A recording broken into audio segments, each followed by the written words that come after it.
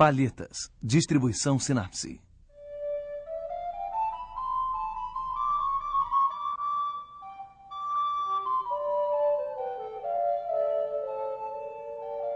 Um relevo ondulado orlado de colinas arborizadas. No topo de uma delas, um grupo de casas. No outro, um vilarejo. Em um pequeno vale, entre as folhagens, uma cachoeira sobre um rio. À direita, sob um ramalhete de carvalho, adianta-se um pastor. À esquerda, o tronco de um carvalho se evidencia sobre uma fonte. Uma mulher nua apoia-se na borda com a mão direita. Na mão esquerda, ela segura uma garrafa de cristal. No centro, 3 pessoas estão sentadas na relva. Uma outra mulher nua com o rosto virado para a direita. Ela segura uma flauta. Um rapaz de cabelo claro, bem cacheado, abaixa a cabeça em direção à direita. Do lado dele, um rapaz de cabelo comprido e negro toca um alaúde. Lembrança da Arcádia.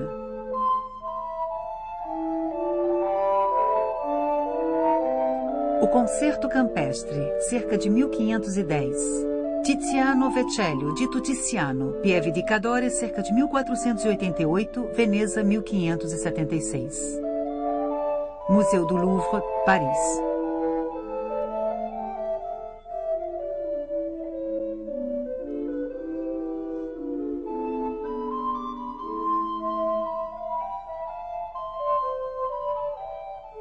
O quadro, pintado em Veneza no início do século XVI, reaparece mais de um século e meio após a sua execução. Ele faz parte da coleção de Eberhard Jabach, um banqueiro de origem alemã, naturalizado francês, diretor da Companhia Francesa das Índias Orientais.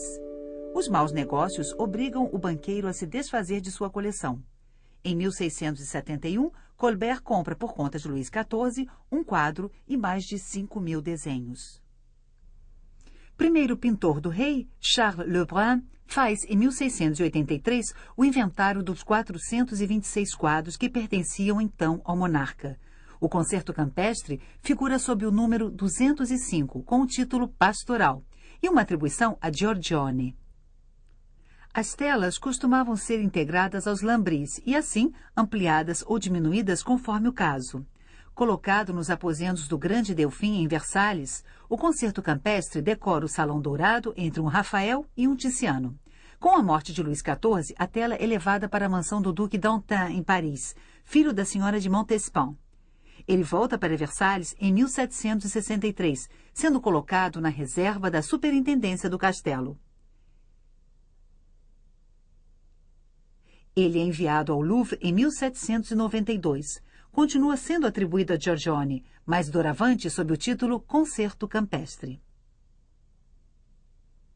O quadro devia medir cerca de 1,05 m por 1,36 m.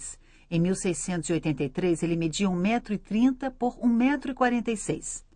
Em 1709, 1,21 m por 1,69 m. Posteriormente, ele foi reduzido. Atualmente está exposto sob um vidro de proteção antirreflexo e com uma moldura renascentista italiana que esconde os vestígios das ampliações no alto e à direita. O Concerto Campestre é um dos quadros mais famosos do Louvre. Atualmente é atribuído a Tiziano. É um dos exemplos mais surpreendentes de mudança na atribuição de uma obra de um grande mestre a outro.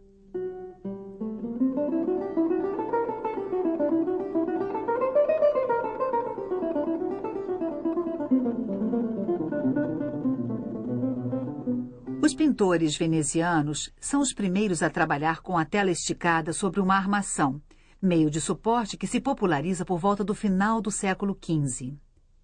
A tela era preparada com auxílio de gesso, um revestimento branco composto de gipso em pó misturado com uma cola animal.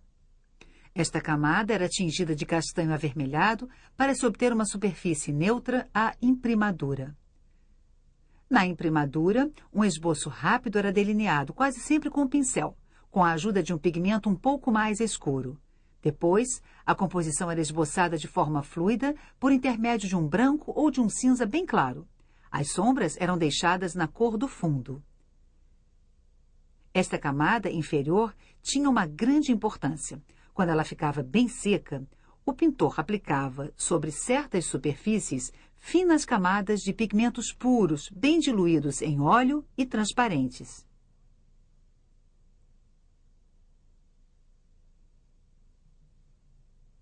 O tom final era produzido pelo acúmulo desses filmes translúcidos ou glacis. Diferentes tons de vermelho eram obtidos a partir de um mesmo pigmento, variando-se a quantidade de glacis. Ele poderia ter assim dezenas de camadas sucessivas, formando uma espécie de prisma. O reflexo da luz sobre a primeira camada muito clara cria esta luminosidade tão singular, com seus efeitos de transparência, profundidade e brilho. O pintor finalizava o quadro equilibrando todos os seus tons. Os glacis eram reservados aos tecidos, à cor da pele, às madeiras e aos metais. E, é claro, a maior parte das outras superfícies era pintada em plena pasta e com pigmentos opacos. O concerto campestre é coberto por um verniz espesso que amarelou e ficou sujo, escurecendo os corpos e confundindo os azuis e os verdes. A gama de cores perceptível é, no entanto, simples e clara, bem próxima daquelas que observamos em diversas obras da juventude de Tiziano. O traje vermelho do alaudista reúne em torno dele as outras cores da tela. Este vermelho ressoa o verde garrido da campina, o verde mais escuro das árvores, o azul do céu e o brilho branco da garrafa ou das camisolas e, finalmente, os ocres e os rosas da cor da pele feminina. A luz vem da esquerda, um pouco atrás do espectador.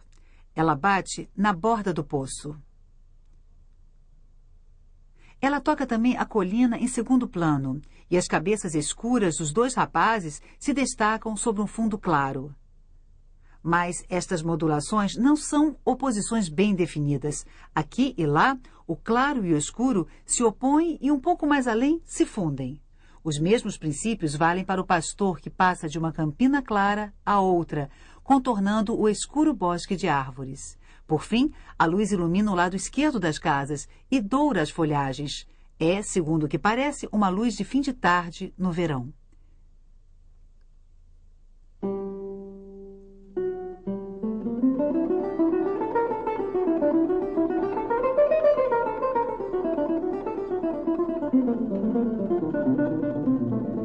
Se o concerto campestre foi atribuído por tanto tempo a Giorgione, é por apresentar múltiplas afinidades com outras obras do pintor veneziano.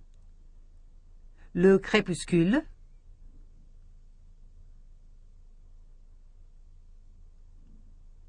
Os Três Filósofos,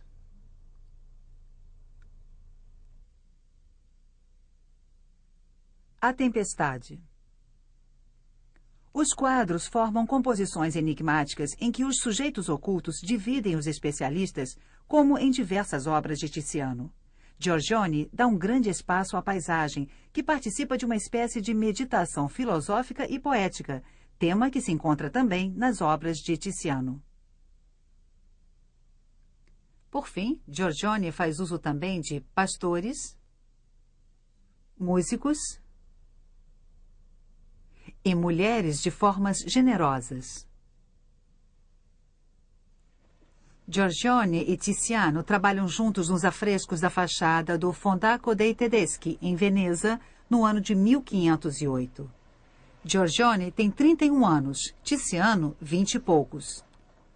Giorgione morreu em 1510 de uma epidemia de peste. Talvez, segundo uma das versões, Tiziano tenha concluído algumas telas deixadas no ateliê. Mas diversos quadros atribuídos a Giorgione foram durante muito tempo atribuídos ao jovem Tiziano pela maioria dos historiadores. Suzanne e Daniel, A Virgem e o Menino entre Santo Antônio e São Roque, O Concerto. O caso da Vênus adormecida é mais complexo. O rochedo e a silhueta da mulher seriam de Giorgione. Segundo relatos, Tiziano teria pintado antes de 1525 um pequeno cupido, hoje coberto, e uma paisagem.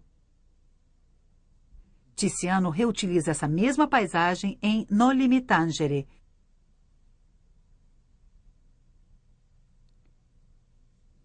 E também em O Amor Sagrado e o Amor Profano, mas invertida e acrescida de uma torre. A Vênus adormecida ocupa o maior espaço possível no quadro. Curvas e arredondamentos estão em harmonia com as da paisagem. É a primeira manifestação de um gênero pictórico que teria muitos seguidores.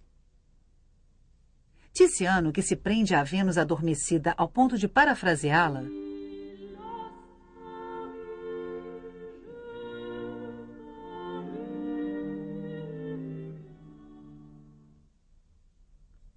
não se cansará, no decorrer de sua longa carreira, de voltar ao tema da mulher nua deitada à frente de uma paisagem.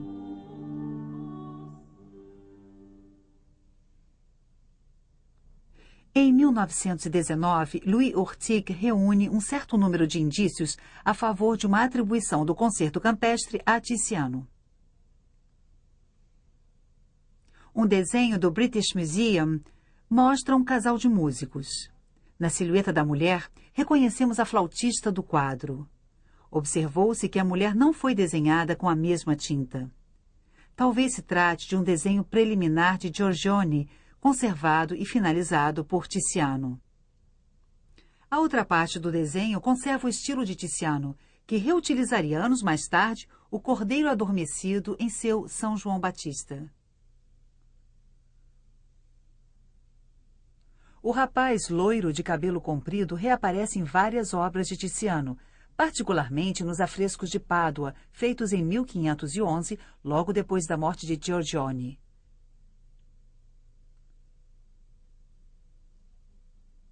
O mesmo ocorre com o Alaudista, sendo encontrada uma representação sua nos tais afrescos, e cujo perfil Tiziano reutilizaria para o pastor de A Alegoria da Vida Humana.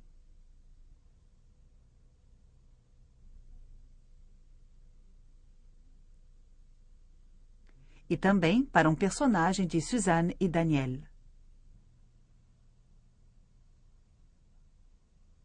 O pastor, com seus carneiros, é uma espécie de marca registrada das primeiras obras de Tiziano.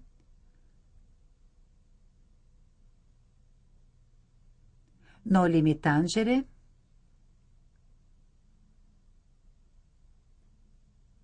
O Amor Sagrado e o Amor Profano,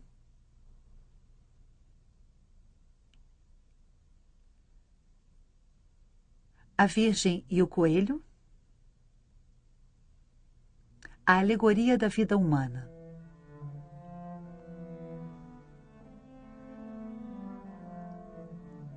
A organização do espaço de O Concerto Campestre, através de planos distintos,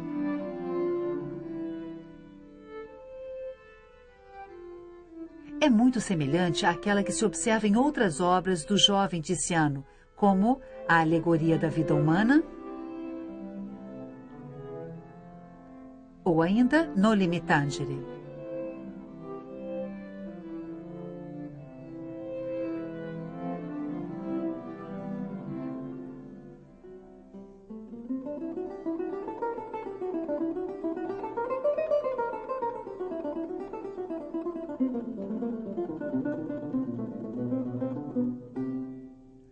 A radiografia destaca a tela de reforço do século XIX e uns poucos elementos da tela original.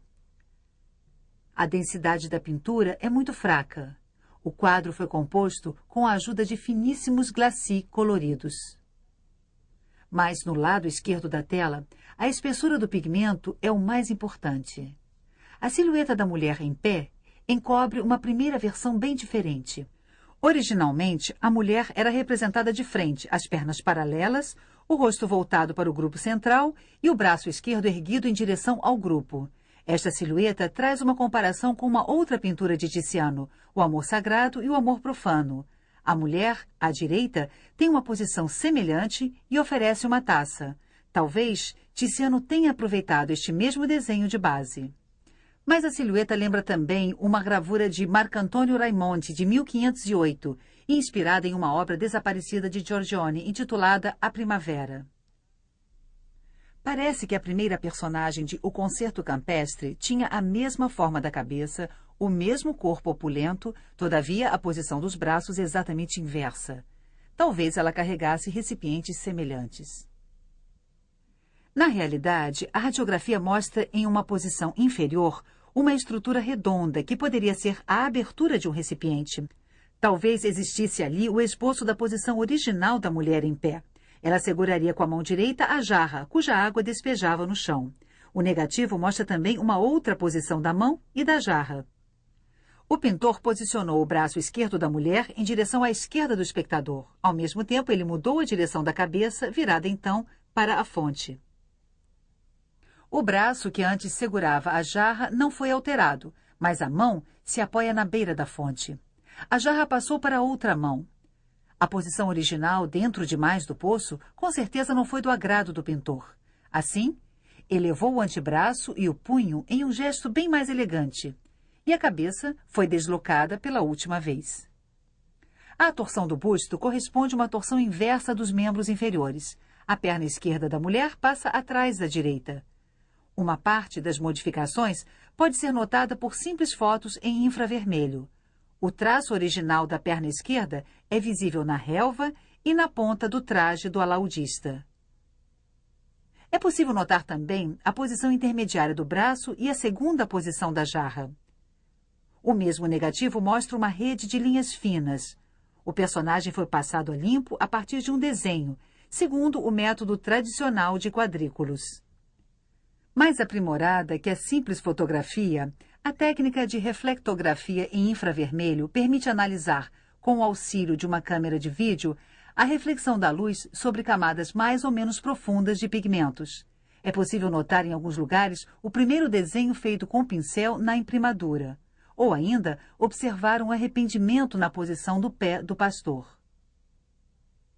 Do mesmo modo, o pintor experimentou diversas posições dos dedos da mulher, que talvez segurasse uma taça antes de segurar a jarra. A segunda posição de seu braço também é visível, mas a reflectografia não permite ler o que há embaixo dos repintes opacos e não traz outras informações sobre a posição exata da primeira mulher nua.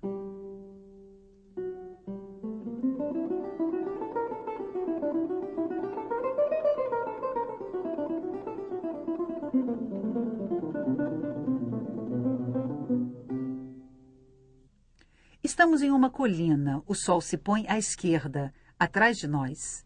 Há montanhas a oeste e talvez o mar esteja à frente, a leste.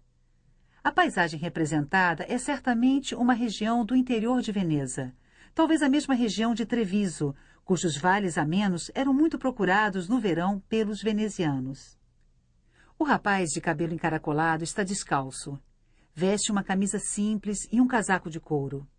É provavelmente um pastor ou um rapaz do campo.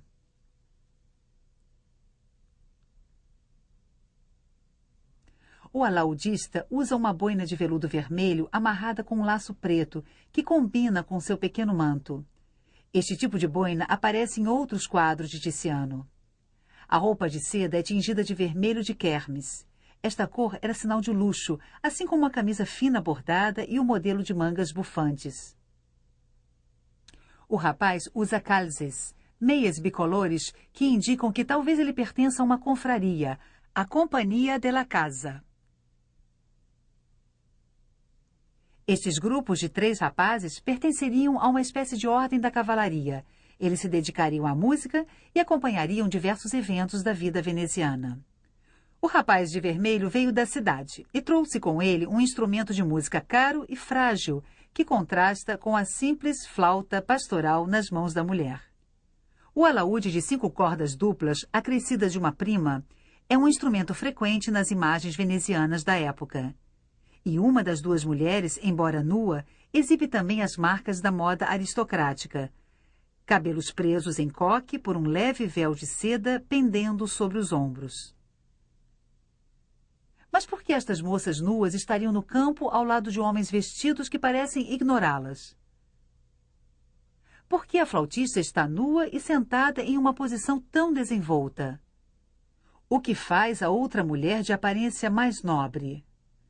Teria ido buscar água ou se prepararia para despejá-la na fonte, o que parece absurdo. Poderia se tratar de um simples encontro bucólico em um belo fim de tarde de verão entre dois casais, sendo que um viria da cidade para visitar o outro do campo. Essa explicação sempre pareceu simples demais aos historiadores da arte, que elaboraram hipóteses mais complexas. As duas moças seriam ninfas da floresta, invisíveis aos olhos dos outros personagens, mas reveladas ao espectador pelo pintor como faria um poeta em um poema elegíaco. Isto explicaria o gesto da mulher da esquerda. As ninfas dos rios enchem as fontes. O quadro seria uma alegoria da poesia. Em um baralho de cartas do jogo de tarô dito de Mantegna, impressas em Ferrare por volta de 1468, existe uma figura da poesia. A personagem sentada toca a flauta com uma das mãos e despeja a água em uma fonte com a outra. A figura da música é uma mulher sentada que também toca flauta e tem um alaúde aos pés.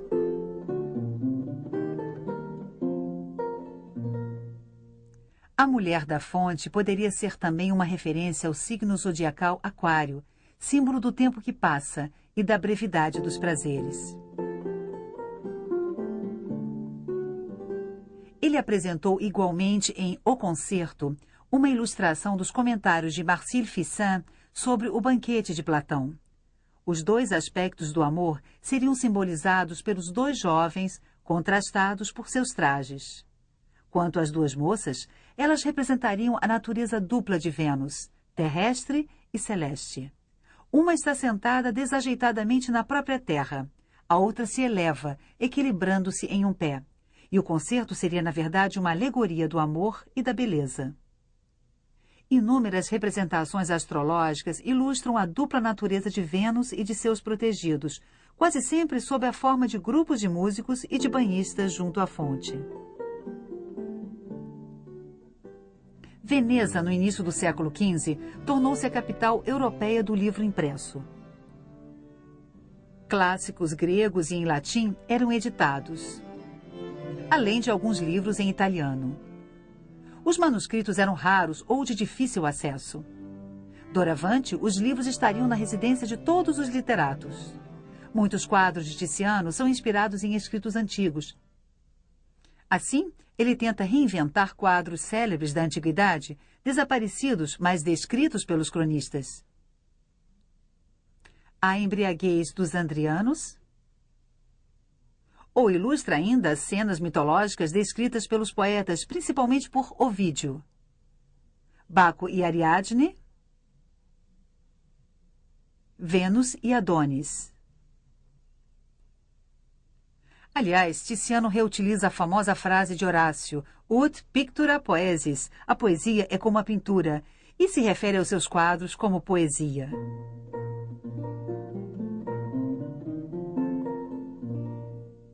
Assim, o concerto poderia ilustrar a lenda de Orfeu, contada por Ovídio.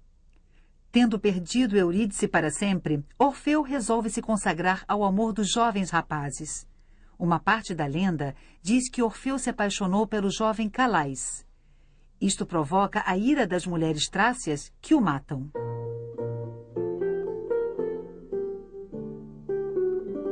O quadro poderia também evocar o poema de Teócrito sobre a lenda de Dafne, o pastor que teria inventado a poesia bucólica. Tornado cego por uma ninfa à qual havia jurado fidelidade, ele passa a vida a cantar seus lamentos.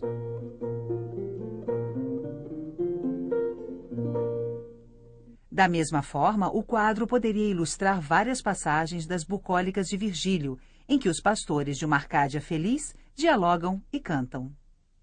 Arcádia é uma região montanhosa do centro da Grécia. Seus antigos habitantes possuíam a reputação de viver uma espécie de era dourada pastoral, sem convenções, sem problemas, às vezes sem roupas. A música e o canto eram suas principais ocupações. O tema da Arcádia renasce em Veneza no início do século XVI. Um dos maiores sucessos do grande editor Aldo Mannucci, L'Ipnerotomachia Polifili, ou O Sonho de Polífilo, publicado em 1499, foi escrito por um monge, Francesco Colonna. Ilustrada com gravuras, esta narrativa esotérica conta a procura do amor em uma paisagem pastoral repleta de ruínas antigas e inscrições. Ela combina a alegoria espiritual com a apologia do amor carnal. Paisagens, fontes, nus e músicas inspiram tanto Giorgione como Tiziano. Na montanha, próximo a Treviso, os venezianos estabeleceram Catherine Cornaro, ex-rainha do Chipre. Construíram para ela a cidade ideal, Asolo. Na corte viviam pintores, sábios, eruditos e poetas. O humanista veneziano Pietro Bembo, amigo de Giorgione e que mais tarde se tornaria amigo de Tiziano, publica em 1505 Gli Assolani, o povo de Assolo. Uma série de discursos de personagens alegóricos sobre o amor.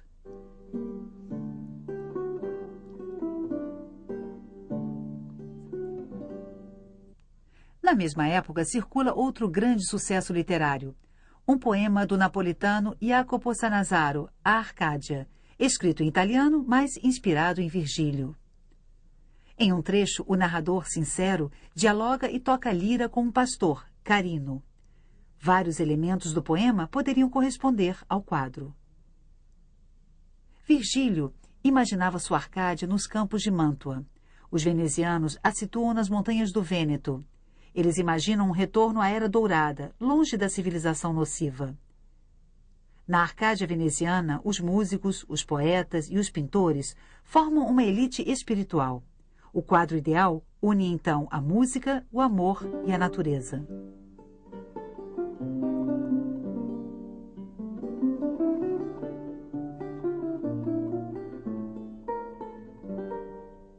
Alaúde e flauta, os dois instrumentos eram considerados incompatíveis.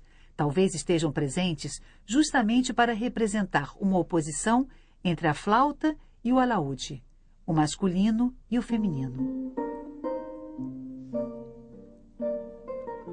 Corpos nus na natureza. Cavidades e sombras trazem novas curiosidades, novas indagações. Os vincos e os laços do drapeado parecem ecoar as cavidades e dobras do corpo. Doravante, a pintura traduziria a dimensão erótica da beleza. Se o corpo é tratado como uma paisagem, a própria paisagem é um corpo amoroso. À margem de um desenho atribuído a Giorgione, Le Joueur de Viole, o artista imaginou um tronco de árvore de contornos femininos. Esta mesma árvore é encontrada, só que menos explícita, no desenho que mostra um casal de músicos. Em O Concerto Campestre, o tronco de árvore atrás da fonte se inclina segundo a mesma curvatura da mulher nua. As folhagens do carvalho são densas e frondosas, como o cabelo do pastor. Os sucessivos vales do interior ecoam os dos corpos. Com Giorgione e Tiziano, a paisagem se tornou o lugar de uma metáfora erótica.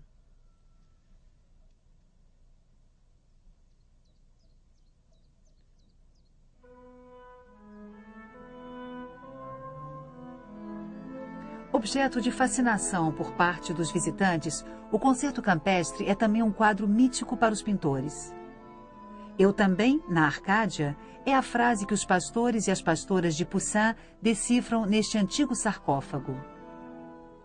As festas galantes de Watteau parecem reinterpretar, só que desta vez em trajes rococós, as mesmas cenas da Era Dourada. Manet, em 1863, conclui a interpretação mais célebre do Concerto Campestre, O Almoço na Relva. Se as mulheres estão nuas, é porque estão em processo de se despir e banhar. Uma delas, inclusive, está se banhando. Não há mais ninfas nem alusões à mitologia. O olhar irônico sobre uma Arcádia de piqueniques não impedirá a imagem de continuar a assombrar os pintores. Em sua juventude, Cézanne faz uma aquarela que lembra as grandes linhas do quadro. O Concerto Campestre e O Almoço na Relva têm em sua origem um pequeno quadro. pastoral. E o pintor insistiria com obstinação no tema de banhistas em uma natureza saturada de cores.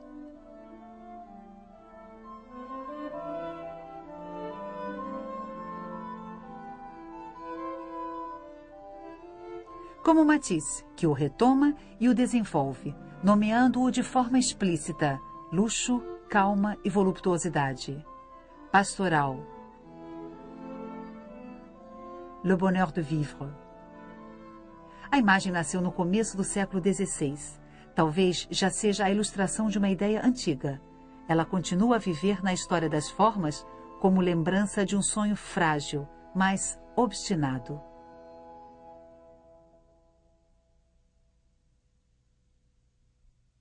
Versão brasileira Audio News.